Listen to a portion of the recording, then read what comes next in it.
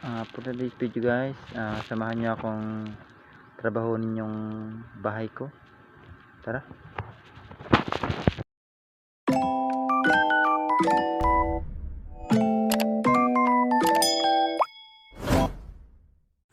Good morning guys.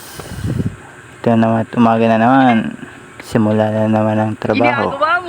Diyan nga po, inaready ko na po ang aking gagamiting mga pala, saka piko at barita. Dito nga po naglakad-lakad na po ako upang makarating nga po agad ako sa aking bahay. At dyan nga po makikita ang tambak ng buhangin, at dyan nga sa bandang kaliwa ay makikita naman po ang gagamiting hollow block. At dito naman po sinet aside ko na po yung mga gagamiting piko, pala at barita. Yan. Diyan nga po may patingin-tingin pa sa camera para may gagawin.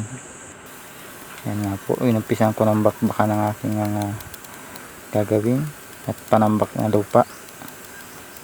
Yan, medyo mahaba itong video, kaya po aking i-fast forward na lang. Yan. Medyo matagal-tagal po rin itong halaan na ito, saka medyo po rin video. At yan nga po, natumba pa yung aking cameraman kahoy. Yan, katula nga po akong stand for vlogging. Kaya sandal-sandal na lang muna po sa pader. Yan. Yan nga po, may pagpunas ng pawis. Habang nga po nakikipagsagupan ako sa tinatambak kong lupa.